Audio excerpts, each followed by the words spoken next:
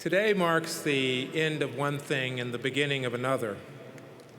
In this place and in this hour, we welcome you into the company of educated women and men, a ritual repeated at scores of American colleges and universities during this season of hope and joy and renewal. And while you came to Emerson from many different communities and academic institutions and work environments, a common thread that united you with your classmates was your commitment to pursue knowledge and communication or creative expression, the fields in which Emerson specializes and excels. We've had quite a year in Boston, as you know. It began with a hurricane named Sandy and ended with Boylston Street bombings that tested our resolve in the face of evil. And in between, there was a nor'easter that dumped almost 2 feet of snow on the city, a foot shy of history. These events remind us that our college is neither a walled garden nor a refuge from life, but rather is life itself, life piled upon life. And you are part of all that you have met here. Lately, I've been thinking about a resplendent hero who several continents away from here lies frail as his years or even his months or days draw nigh. I've been thinking of Nelson Mandela, a man who at the age of 44 was imprisoned on a lonely island off the tip of South Africa. He was imprisoned not because he had committed a crime, but because of the unwavering belief he had in the sanctity of the human heart and the power of a single individual to make a real and lasting difference in the world. He was imprisoned for 28 years, first in Robben Island and then 2 other prisons. 10,000 lonely days, more than a lifetime for some of you. At Robben Island, he lived in a damp concrete prison cell, 4 feet by 6 feet, where he could see nothing of the world beyond except the small patch of blue sky above his head that met the tall gray walls that defined the prison yard. He could walk the length of his cell in 3 paces, and when he lay down on the floor at night, covered only with a thin blanket, his feet touched one wall of his cell while his head grazed the other. He wrote after his release from Robben Island that, in those long and lonely years, my hunger for the freedom of my own people became a hunger for the freedom of all people, white and black.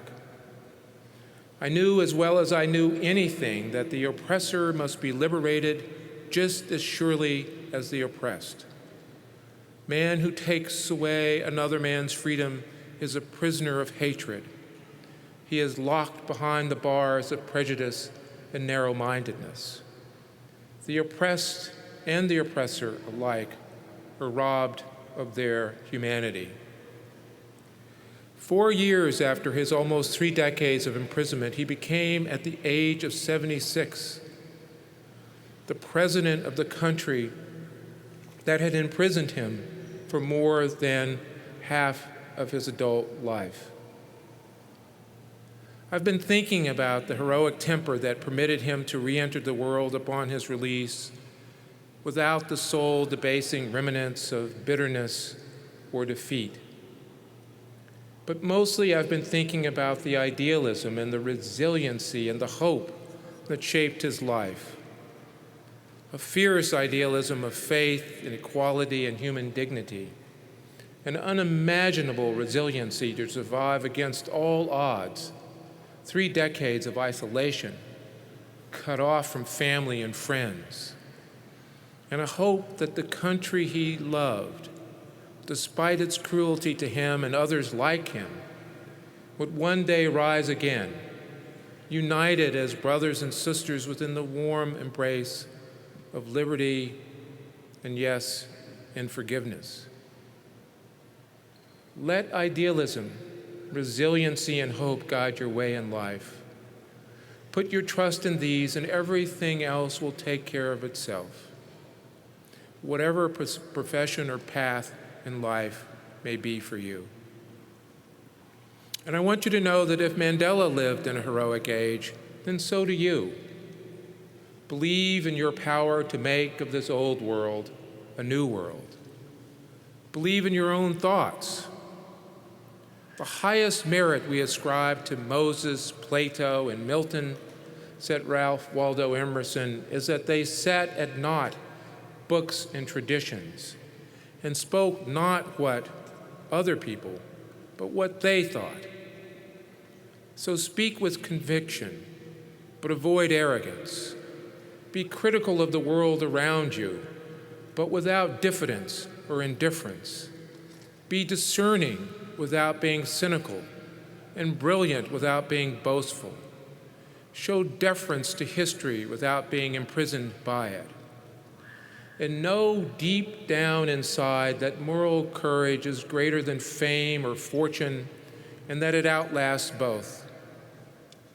And make no small plans, because, as someone once said, small plans don't create the magic that stir the souls of women and men.